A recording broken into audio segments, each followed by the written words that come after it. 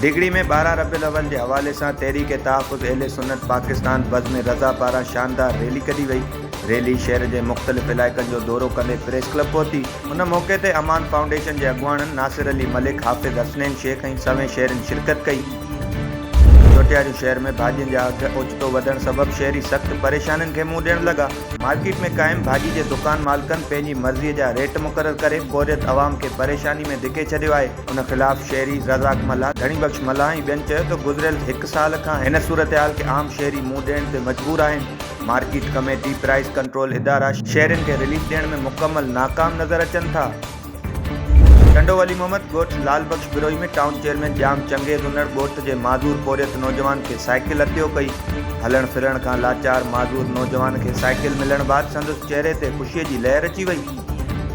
वारिया में 2 महीना मजदूरी कंदड़ पोरियत के रक़म न मिलण खिलाफ पोरियत पारां प्रेस क्लब आडो ठेकेदार खिलाफ एहतजाजी मुज़ाहिरो कयो वियो। उन मौक़े ते पोरियत अली शेर सोलंकी चयो त ठेकेदार अयाज़ सोलंकी वटि 2 महीना मजदूरी कई, जंहिंजी रक़म ॾियण खां ठेकेदार इनकार करे छॾियो आहे। वाक़िए खिलाफ पुलिस के शिकायत ॾियण बावजूद को भी तदारुक नाहे थी सघियो।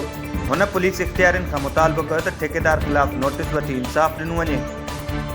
ॿिए पासे वारा में ॿोॾि मुतासिरनि के घरनि की तामीर जा पैसा न अचण खिलाफ ॻोठाणनि पोलियो मुहिम जो बाइकाट करे छॾियो। ॻोठ शफ़ी चांडियो के रहवासियुनि चयो त घरनि के सर्वे में असांजे ॻोठ के ब्लैकलिस्ट कयो वियो आहे। काफ़ी भेरा समाजी तंज़ीम सरसो के शिकायत ॾियण बावजूद को भी तदारुक नाहे थी सघियो। साल 2022 वारी ॿोॾि ऐं बरसातुनि सबब ॻोठ तबाहाल बणियल आहे। हुननि इख्तियारियुनि खे चिता ॾिनो त घरनि की तामीर लाइ पैसा न ॾिना विया त पोलियो मुहिम जो बाइकाट जारी रहंदो।